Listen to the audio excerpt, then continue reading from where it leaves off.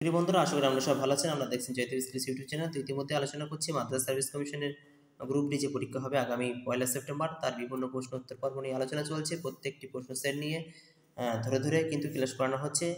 আমার চ্যানেলে অবশ্যই ইংলিশ এবং অঙ্কের ক্লাস করানো হচ্ছে। তো আপনাদের অনুরোধে কিন্তু ইংলিশের বিস্তারিত টপিক নিয়ে কিন্তু আলোচনা করা হচ্ছে। তো দেখে নেবো, চলো আজকের টপিক। একটা ভিডিওতে 3-4টা করে টপিক তুলে ধরছি, যাতে করে 2-3 দিনের মধ্যে সিলেবাস শেষ হয়ে যায় সম্পূর্ণ, এবং আপনারা মানসিকভাবে প্রস্তুতি নিতে পারেন বাড়িতে। তো দেখুন, সরল সুদ কষার অঙ্ক আমরা দেখে নেব। তো দেখো, সুদ কষার অঙ্কে সূত্র আছে, সেই সূত্র কিন্তু তোমাদেরকে মেনে চলতে হবে। তো এখানে মুনাফা ইজিক্যাল টু সুদ ইজিক্যাল টু আসল ইন্টু সময় এবং ইন্টু সুদের হার। অর্থাৎ সুদ কষা অঙ্কে সর্বদা মনে রাখবে এই সূত্রটি আই ইজিক্যাল টু PNR, যেটাকে আমরা PTR বলি অনেক সময়, তোমরা PNR এই হিসেবে তুমি তৈরি করবে। তো দেখো, আয় হচ্ছে সরল মুনাফা, অ্যাকচুয়ালি সুদ, সিম্পল ইন্টারেস্ট, তাহলে সুদ, তাহলে সরল সুদ আয়, পি হচ্ছে আসল, এন হচ্ছে সময়, আর হচ্ছে সুদের হার। ঠিক আছে, আর এ হচ্ছে মুনাফা আসলে সুদ আসলে যখন এ কার্যকর হবে তখন। এবার দেখে নেবো আমরা আবার প্রথম সূত্র দেখে নাও। সরল সুদের অঙ্কটে সূত্র হচ্ছে আই ইজিক্যাল টু PNR। তো এই হচ্ছে আই ইজিক্যাল টু PNR, তাহলে পি হচ্ছে তোমার আসল, আই হচ্ছে সরল সুদ, এন হচ্ছে সময়, যার নাম বছর, আর হচ্ছে সুদের হার, পার্সেন্টেজ। সুদের হার সবসময় পার্সেন্ট, 30%, 40%, আমরা এভাবে কথা বলি এবং হিসেব করে থাকি। তো চলো আমরা দেখে নিই এখানে একটা অঙ্ক। যেমন দেখো, সরল মুনাফা নির্ণয়ের ক্ষেত্রে আই ইকুয়াল PNR সূত্রে মান বসিয়ে খুব সহজেই করা যায়।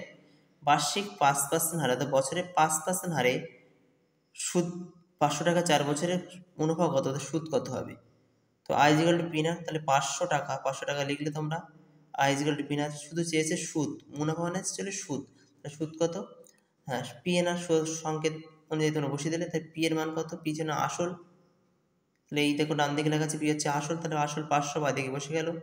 তারপর 4 বছর, তাহলে বছরটা বসে, এন মানে বছর, তাহলে 4 বসিয়ে গেল। আর আর আর হচ্ছে সুদের হার, তাহলে কত বলছে? 5%, তাহলে 5 বসে গেল। যখন এই পার্সেন্টেজ হয় তখন নিচে কিন্তু 100 এসে যায়। ঠিক আছে, ওপরে যত সংখ্যা থাকুক না কেন নিচে কিন্তু 100 এসে যায়। তাহলে 5-এর 100, তাহলে কাটাকুটি করলে দেখা যাচ্ছে 100 টাকা আসছে। তাহলে বার্ষিক 5% হারে 500 টাকা 4 বছরের সুদ হয় 100 টাকা।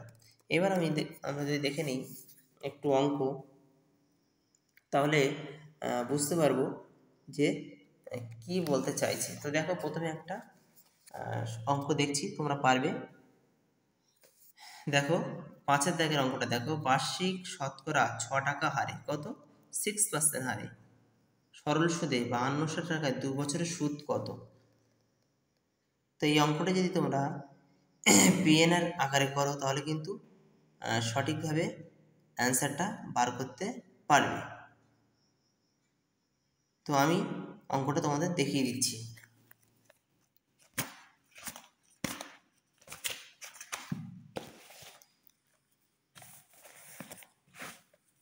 তা লিখলে তোমরা PNR, ঠিক আছে, আই ইজিক্যাল টু PNR, তাহলে বলছে বার্ষিক শতকরা 6 টাকা হারে সরল সুদে 5200 টাকায় 2 বছরের সুদ কত হবে?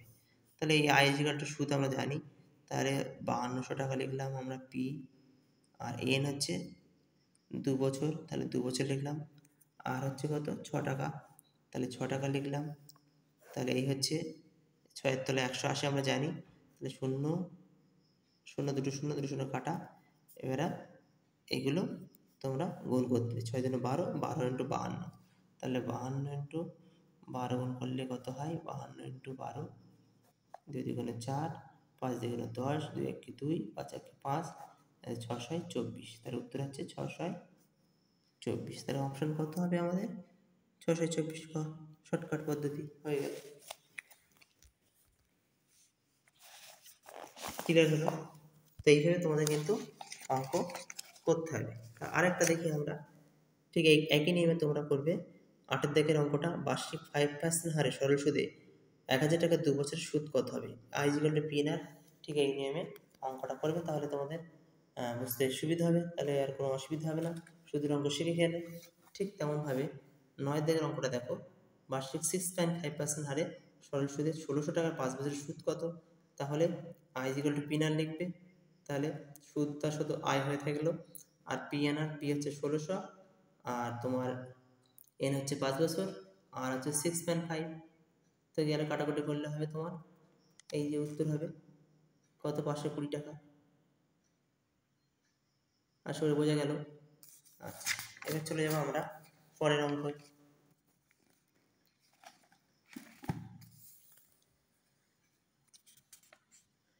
এবার চলে যাবো আমরা সুদের হার।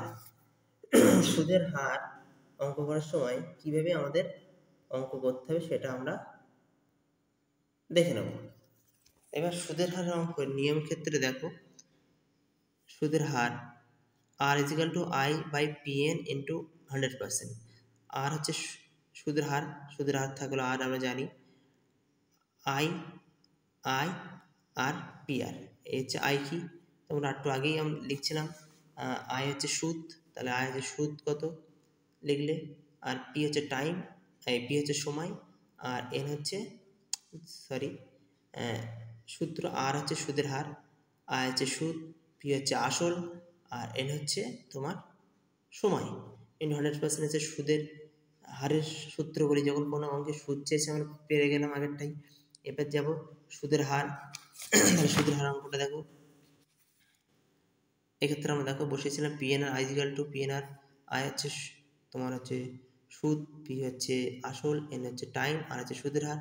এবার বলছে সুদের হার যখন অঙ্ক বলবে কোনো অঙ্কের, সেক্ষেত্রে তোমাদের কি করতে হবে, এখানে আই থাকবে আর নিচে চলে আসবে তোমার হচ্ছে পিএন বাই পিএন, ঠিক আছে, ইন্টু 100%, এই হচ্ছে সূত্র।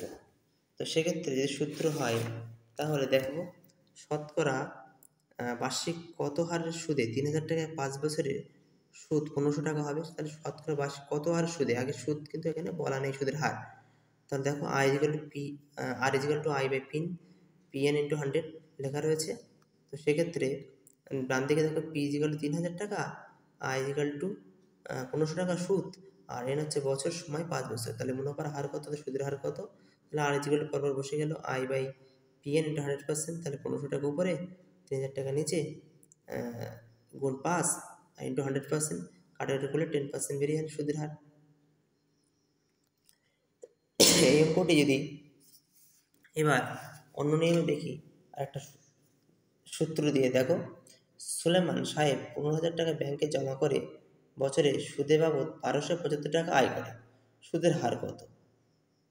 তো তোমরা সেই একই নিয়মে কার্যকর করবে, R is equal to I by PN into 100, ঠিক আছে।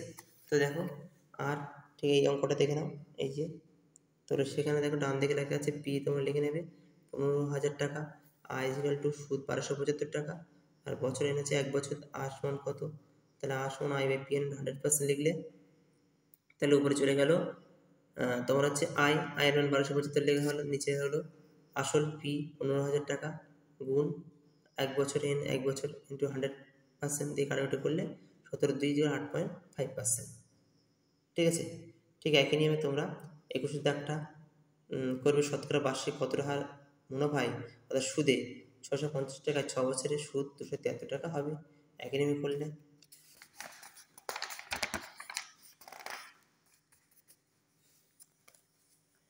এবার আরেকটা যদি অঙ্ক দিই তোমাদের, এটা বাড়িতে প্র্যাকটিস করবে।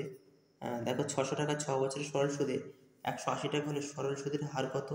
এও তাই R is equal to I by PN into 100%, ডান দিকে করা রয়েছে, দেখে দেখে বুঝে তোমরা করে নেবে। এবার দেখো সময়, যখন সময় চাইবে কোনো অঙ্কে, দেখো বার্ষিক 12% মুনাফায় সুদে কত বছরে 300 টাকার মুনাফা অর্থাৎ সুদ 108 টাকা হবে। তো প্রথমে আমরা পড়েছিলাম সুদ, তারপরে আমরা দেখলাম সুদের হার বার করা শিখলাম। এবার দেখবো আমরা সময় কত চাইছে, বার্ষিক 12% সুদে কত বছর 300 টাকায় সুদ 108 টাকা হবে। তাহলে এখানে সূত্র হচ্ছে দেখো সূত্র হচ্ছে N is equal to I by P গুণ এক্স, অর্থাৎ I P X is equal to, দেখে নিই ভালো করে বুঝে নাও, এটা সময়ের অঙ্ক। তোমরা জানো n সমান সময়, আমরা আগেই পড়ছিলাম i ইজিক্যাল টু সুদ, p ইজিক্যাল টু আসল, n ইজিক্যাল টু সময়, ঠিক আছে। এবার r ইজিক্যাল টু সুদের হার। এই যদি হয় তাহলে সময়ের ক্ষেত্রে হবে n সময় কি হবে দেখো i by px, i by px। এবার এই pxটা কি আমরা বুঝে নেব। তো দেখো এখানে i ইজিক্যাল 160, সুদ আসল 300 টাকা, মুনাফার হার r is equal to x% is equal 12%। তো এখানে আর কে তোমার বোঝানো হচ্ছে x% দ্বারা, ঠিক আছে। তো সেক্ষেত্রে তোমরা কি করতে পারো, আরও ধরতে পারো, অর্থাৎ i by pr, n is equal to i by pr, ঠিক আছে। তো সেক্ষেত্রে দেখো n এর সমান মান কত হচ্ছে, এবার i বাই pr, তাহলে i হলো, দেখো i কত আছে 108 টাকা, আমরা বসালাম। আচ্ছা, যেহেতু সংখ্যা 12% আছে, তাহলে যখনই কোনো পার্সেন্ট হয় তাহলে উপরে পার্সেন্ট সংখ্যা বসালে নিচে 100 হয়, আর নিচে সংখ্যা থাকলে উপরে কিন্তু 100 হয়। এক্ষেত্রে দেখো i বাই px, তাহলে 108 বসলেও এই মুনাফা, p 300 টাকা নিচে বসে গেল p, আর x এর মান হচ্ছে আর আছে সুদের হার, তাহলে আর 12% লেখা রয়েছে এখানে, তাহলে 12% হলে উপরে 100 বসলো, কাটাকুটি করলে 3 বছর হলো। এই হচ্ছে সূত্র। তাহলে অঙ্কগুলো যদি ভালো করে বোঝানো হয়, i ইজিক্যাল টু p এই সূত্র দিয়ে কিন্তু আমরা সব অঙ্কটা পেয়ে যাচ্ছি। অর্থাৎ সময়ের অঙ্ক হচ্ছে n ইজিক্যাল টু 1/pr। এবার যে অঙ্কটা আমি বারবার বলছি, এই হচ্ছে কাহিনী, সময়ের অঙ্ক n ইজিক্যাল টু 1/pr, এই হচ্ছে সূত্র। তো সেই সূত্র যদি অঙ্ক দেখানো যায় তাহলে আমরা একটু দেখি যে কোন নিয়মে অঙ্কটা করেছে, কটা অঙ্ক করা হয়েছে। তা চলো প্রথমেই দেখে নিই, 450 টাকায় বার্ষিক 6% সুদে কত বছরে সুদে আসলে 558 টাকা হবে। তো দেখো n ইজিক্যাল টু 1/px বা r 100, তারপর লেখা আছে দেখো সুদে আসলে 558 টাকা হবে 450 টাকায়, তাহলে 558 থেকে 450 টাকা বাদ দিলে কিন্তু সুদ পাওয়া যাচ্ছে। সুদে আসলে অর্থাৎ কোনো কিছু আমি সুদ খাটাই, তাহলে আসল থেকে সুদ বাদ দিলে কিন্তু আসলটা বেরিয়ে আসে। সুদ আসলে অনেক টাকা হয়, আর সুদ আসলে 558 টাকা হয় 450 টাকা কাটিয়ে। তো সেখান থেকে বাদ দিলে আমাদের কেন সূত্র অনুযায়ী কিন্তু আমাদের অঙ্ক করতে হবে, আমরা সুদ নিয়ে আসতে হবে, যেহেতু n ইজিক্যাল টু 1/pr বা px হয়েছে নিয়ম, ঠিক আছে। তো সেক্ষেত্রে আমাকে কিন্তু সুদটা বার করতে হবে। তাহলে সুদ 108 টাকা হলো, আর সুদ আসল হচ্ছে 450 টাকা।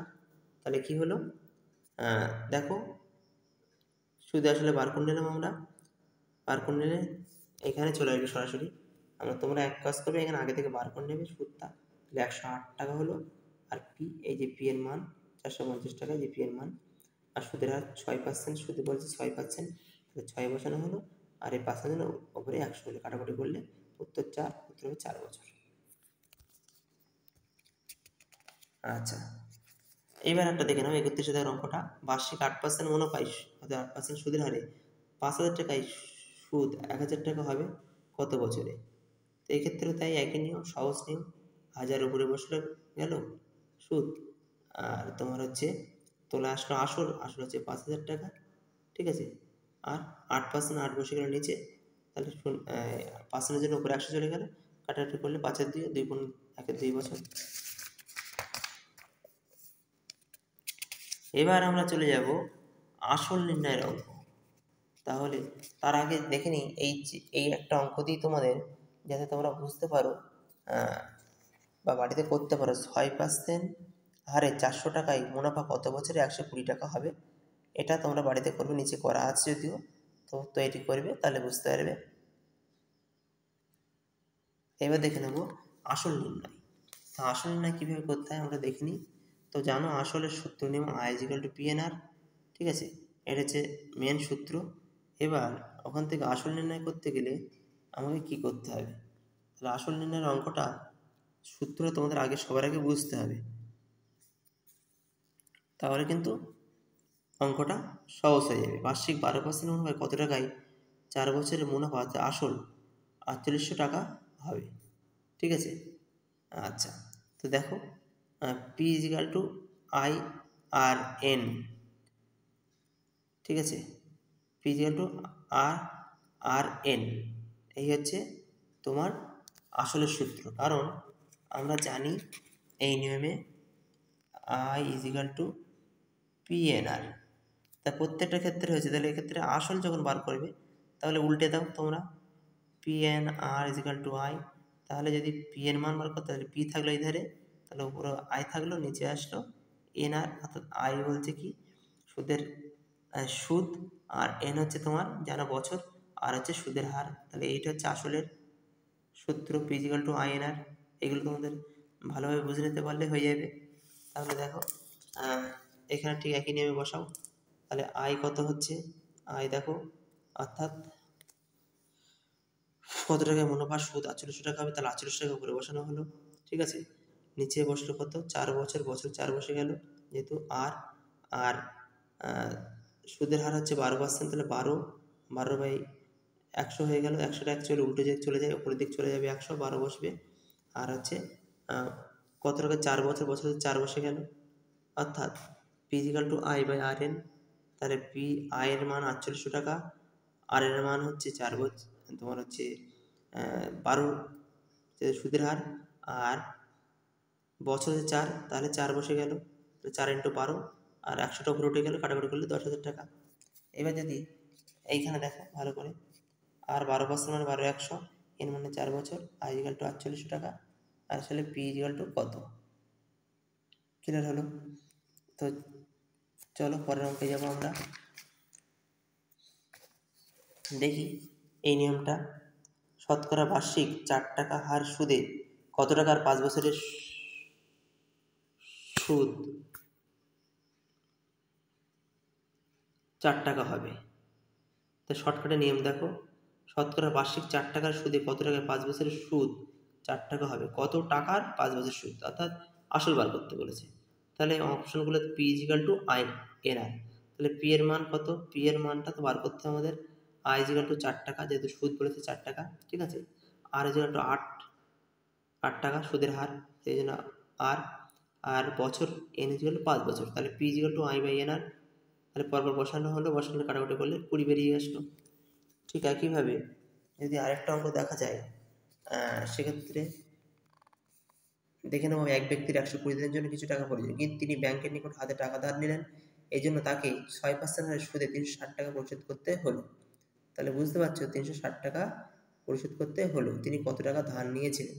তো একই নিয়মে ফেলে দাও, P is equal to I by N R. 360 উপরে থাকলো, যেহেতু ওটা শোধ করতে হলে পরিশোধ আয় সুদ, তাহলে নিচের দিকে কত বসবে, নিচে দেখে নাও 1/3 ইন্টু 6%। ঠিক আছে, তাহলে হয়ে গেল, সূত্রটা বেরিয়ে আসলো, আমরা অঙ্কটা দিব্যি করতে পারলাম। যেহেতু 120 দিনকে আমরা বার করলাম, 12 দিয়ে ভাগ করলে হয় 1/3 বছর, তাই এই জন্য এনের জায়গায় 1/3 বছরটা এখানে হয়েছে, এই 1/3 বছরটা হয়েছে। ঠিক আছে, 120 দিনের জন্য সময়টা বার করে নিলাম। এবার যদি আরেকটা অঙ্ক দিই, তাহলে দিব্যি ভালোভাবে বুঝতে পারবে, আরও একটু ভালোভাবে বুঝতে পারবে তোমরা। হ্যাঁ, তাহলে কোনো অসুবিধা হবে না সুদ আসল বার করতে গেলে। এই দেখো, বার্ষিক 8% সরল সুদে কত টাকা 6 বছরের সুদে আসলে 1036 টাকা হবে। তাহলে উপরে 1036 টাকা গেল। ঠিক সেই নিয়মে অঙ্কটা করে নেওয়া হলো, দেখে তোমরা বুঝে করে নেবে। তো এবার আমরা চলে যাব পরের একটা টপিকে, সেটা হচ্ছে লসাগু নির্ণয় করুন। তোমরা জানো লসাগু, যারা অনেকে জানো না তারা ভালোভাবে অনেকদিন তোমাদের পরীক্ষা টরীক্ষা হয়নি, লেখাপড়ার মধ্যে অনেকেই নেই। তো যারা জানো তারা জানো, যারা জানো না তারা আবার চর্চা করে নাও, যারা জানো তারা আবার ভালো করে চর্চা করে নেবে। 2, 4, 8 লসাগু কত, তো এইগুলো পরপর সংখ্যায় বসানো হয়, বসানোর পরে কিন্তু লসাগুটা বেরিয়ে যায়। যেমন এমনভাবে তৈরি করতে হয়, 2, 4, 8 লসাগু কত। তো আমি একটু দেখিয়ে দিই তোমাদের, তাহলে বুঝতে সুবিধা হবে। যেমন এই যে 2, 4, 8, এর মধ্যে কমন যাচ্ছে 2, 2 1 2 2 4, 4 2 8, আবার যদি দুবার ভাঙা যাবে ততবার দিতে হবে, 2 1 কে 2, 2 2 4, তাহলে 2 গুণ 2 গুণ 1 গুলো ধরা হয় না, কারণ 1 গুলো কমন থাকে, তাই 2 2 4, 4 2 8, 8 হচ্ছে তোমাদের লসাগু। ঠিক আছে, ঠিক একই নিয়মে তুমি যদি দেখো, আচ্ছা 18 12 14 লসাগু কত, তাহলে এখানে ভেঙে দেখো 18 12 14, 2 এর থেকে দেখো 18 12 14 ভেঙে হলো সংখ্যা, সেগুলো গুণ করলে পরপর কিন্তু 14 লসাগু 252 হলো। ঠিক আছে, এবার চলে যাবো আমরা গসাগু। লসাগুর ক্ষেত্রে সবগুলো এই ভাঙার পরে সবগুলো তোমার হচ্ছে গুণ করতে হয়। আর গসাগুর ক্ষেত্রে এখানে যে মেন সংখ্যা যেটা যায় একবারই যাবে, সেইটা হচ্ছে তোমার গসাগু। ঠিক আছে, তো দেখে নাও এখানে। এবং যদি জোড় সংখ্যা থাকে তাহলেও সেটা কিন্তু হয়।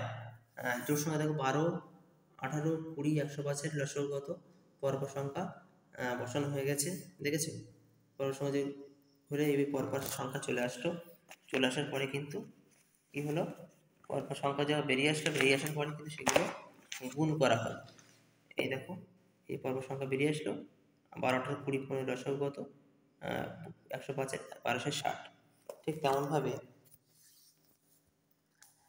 একটা যদি অঙ্ক তোমাদের দিই, লসাগুর অঙ্ক, তো দেখা যাবে, দেখো 3টি ঘন্টা একত্রে বাজার পর তারা 2 ঘন্টা 3 ঘন্টা 4 ঘন্টা পরপর বাজতে থাকলো, একদিনে তারা কতবার একত্রে বাজবে? তাহলে এক্ষেত্রে তোমাদের যদি অঙ্কটা সহজ, 2 3 4-এর লসাগু বার করতে হবে।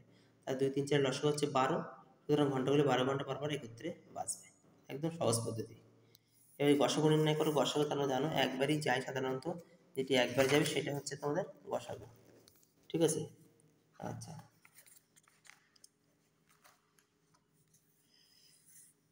সবথেকে বড় সংখ্যা দিয়ে যখন যাবে, যেমন আমি যদি একটা উদাহরণ দিই, দেখো 32 48 56 80 গসাগু কত? ঠিক আছে, তো আমরা সর্বদা কিন্তু 32 48 56 যদি গসাগু আর 80 গসাগু বার করি, সেক্ষেত্রে কিন্তু আমি সর্বদা চেষ্টা করব সবথেকে বড় সংখ্যা সবার মধ্যে কত বার যাচ্ছে। তো আমি এখান থেকে দেখছি 8 4 8 32, 8 6 8 48, 7 8 56, 8 10 80। তাহলে এইগুলো আর যাচ্ছে না তলা দিয়ে, একবার সবথেকে বড় সংখ্যা, থাকে না গসাগু হচ্ছে 8, একবারই দিয়ে যে সংখ্যাটা সবার যাচ্ছে সেটা হচ্ছে গসাগু।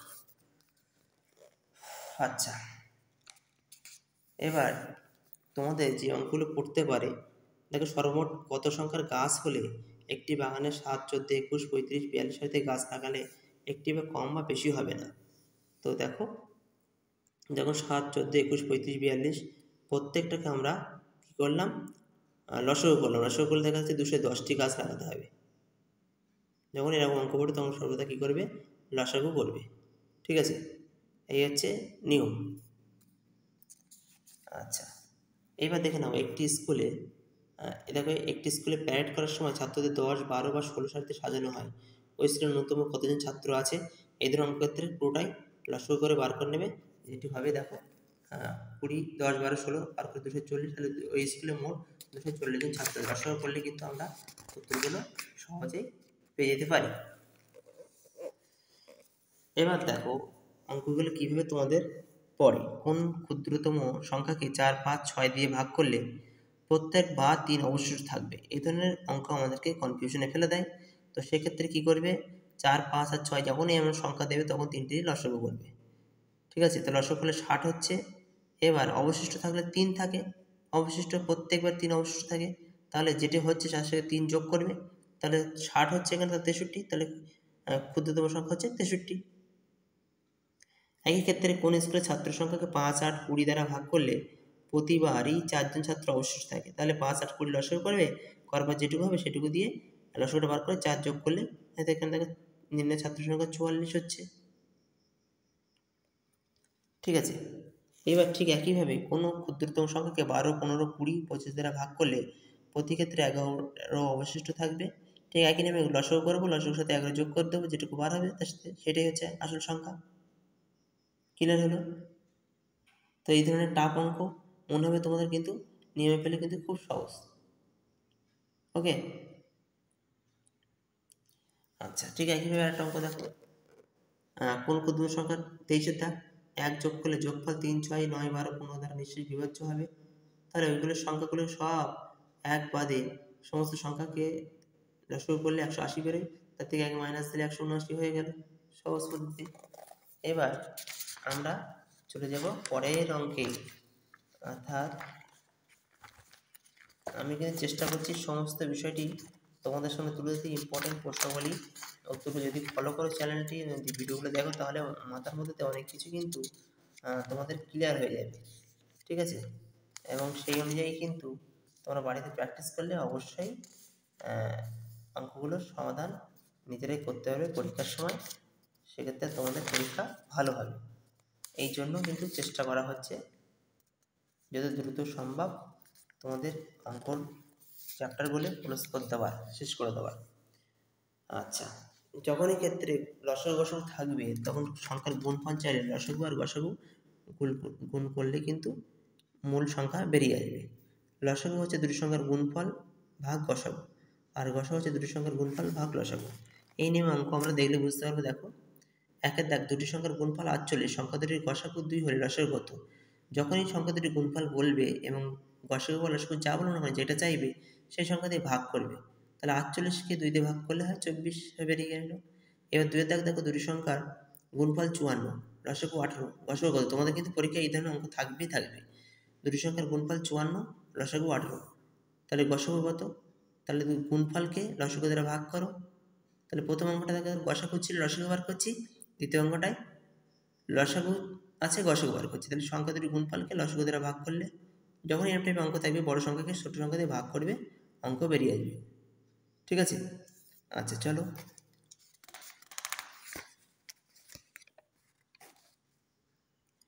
এবার আরেকটি অঙ্ক তোমাদের এই ঘুরিয়ে পড়ে। দেখো, দুটি সংখ্যা লসাগু গসাগু যত 48 ও 4, একটি সংখ্যা 16 হলে অপরটি কত?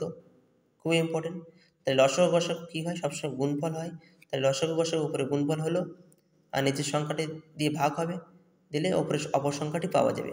যখন লসাগু গসাগু বলবে পরপর সেই দুটো গুণ করবে আর নিচে বাদবাকি সংখ্যাটি দিয়ে ভাগ করবে, উত্তর বেরিয়ে আসবে। তো আমরা এই নিয়মে আস্তে আস্তে আরও কিছু অঙ্ক দেখব। দুটি সংখ্যার গসাগু 15, লসাগু 420, একটি সংখ্যা 105 হলে অপর সংখ্যাটি কত? তো সেক্ষেত্রে তোমাদের করতে হবে কি, লসাগুর গসাগু তোমরা জানো গুণ করতে হয়, তাহলে লসাগু গুণ করলে একটি সংখ্যা 105 দিয়ে ভাগ করলে অপর সংখ্যাটি বেরিয়ে আসলো। ঠিক একইভাবে যদি আমরা মেন অঙ্কে যাই, তাহলে দেখে নেবো। দেখো, দুটি সংখ্যার গসাগু লসাগু যথাক্রমে 14, 168, সংখ্যাদের গুণফল কত? যখনই বলবে তখন লসাগু গসাগু গুণ করলে সংখ্যাদের গুণফল বেরিয়ে আসলো। আচ্ছা, তারপর দেখো, দুটি সংখ্যার গুণফল 3380 এবং গসাগু 13, সংখ্যা দুটি লসাগু কত? তুমি অবশ্যই পারবে, যেহেতু এতক্ষণ ধরে নিয়ম দেখছো। তাহলে ওই মেন সংখ্যা গুণফলকে গসাগু দ্বারা ভাগ করলে উত্তর বেরিয়ে আসলো 260। ওকে, আচ্ছা, এবার দেখে নেবো 66 দাগের অঙ্ক। দুটি সংখ্যার গসাগু 11 এবং লসাগু 7700, একটি সংখ্যা 275 হলে অপর সংখ্যাটি কত? তাহলে যখন একটি সংখ্যা থাকবে অপর সংখ্যাটির কথা বলবে তখন লসাগু গসাগু গুণ করে সেই সংখ্যা দিয়ে ভাগ করতে হবে। তাহলে লসাগু গসাগু দেখো, লসাগু কত হচ্ছে 7700 আর গসাগু হচ্ছে 11, গুণ করে নিচে 275 দিয়ে ভাগ করলে 308 বেরিয়ে আসলো। আবার দেখো 67 দাগের অঙ্ক। দুটি সংখ্যা লসাগু গসাগু যথাক্রমে 90 ও 15, একটি সংখ্যা 45 হলে অপরটি কত? ঠিক একই নিয়মে লসাগু গসাগু গুণ করলে নিচে 45 দিয়ে ভাগ করলে মেন অঙ্ক বেরিয়ে আসলো। আশা করি তোমাদের লসাগু গসাগু পুরো অঙ্কটা ক্লিয়ার হলো। এখান থেকে কিন্তু তোমরা 100% 1 নম্বর পেয়ে যাবে। দুটি সংখ্যা লসাগু 24, গসাগু 4, সংখ্যা দুটির একটি 12 হলে অপরটি সংখ্যাটি কত? তাহলে 24 গুণ 4/12, উত্তর বেরিয়ে আসলো। ঠিক একই নিয়মে তোমরা অঙ্কগুলো বাড়িতে প্র্যাকটিস করবে অথবা এই নিয়ম শিখে রাখবে। অবশ্যই কিন্তু তোমরা পরীক্ষায় অঙ্ক 100% লসাগু গসাগু অঙ্ক করে আসতে পারবে। তো সেক্ষেত্রে যদি আমি বলি, সাথে 15 দাগের অঙ্ক, 16 দাগের অঙ্ক, এই অঙ্ক দুটো তোমরা বাড়িতে প্র্যাকটিস করবে নিজেরা, তাহলে অঙ্কটি ক্লিয়ার হবে। আশা করি বোঝাতে পারলাম। তো তোমাদের অঙ্কর ক্লাস কেমন লাগছে অবশ্যই কমেন্ট করে জানাবে, ঠিক আছে? পুরো সিলেবাসটা আমি কভার করে দেবো, তোমরা খুব ঠান্ডা মাথায় পুরো ভিডিওটা দেখবে, কারণ আমি বলেছিলাম ভিডিওটা লেন্দি হয়ে যাবে বোঝাতে গেলে, কিন্তু তোমরা চাইছো বারবার ভিডিওটা বিশ্লেষণ করে বোঝাতে। আমি চেষ্টা করছি 2 দিনের মধ্যে বা 3 দিনের মধ্যে সমস্ত বিষয়টা কভার করতে। চ্যানেলটি ফলো করবে, তোমাদের মাথার থেকে অঙ্কর ভূত একেবারে ঝেড়ে যাবে, অর্থাৎ অঙ্কটা ভালোভাবে বুঝতে পারবে এবং পরীক্ষা হলে দিব্যি আরামসে অঙ্ক করতে পারবে। ইংলিশটা তোমাদের কাছে কঠিন হতে পারে, কিন্তু অঙ্কটা সহজ হবে। কিন্তু তোমরা ভাবছো অঙ্ক কঠিন, ইংলিশে আমরা পারবো, তা কিন্তু নয়। আর ইংলিশে ভীতি কাটানোর জন্য আমি কিন্তু খুবই গুরুত্বপূর্ণ টপিক ইংলিশ প্রশ্ন জোগাড় করে তোমাদের জন্য জোগাড় করে ভিডিও আকারে দিচ্ছি। সেগুলো কিন্তু সবগুলো দেখে যাবে, কোনোটাই ছাড়বে না। যে অ্যান্সারগুলো আমি বলে যাচ্ছি সেই অ্যান্সারগুলো দেখে যাবে। সকলে ভালো থেকো, সুস্থ থেকো। যারা চ্যানেলটা নতুন অবশ্যই সাবস্ক্রাইব করে বন্ধুদের শেয়ার করবে।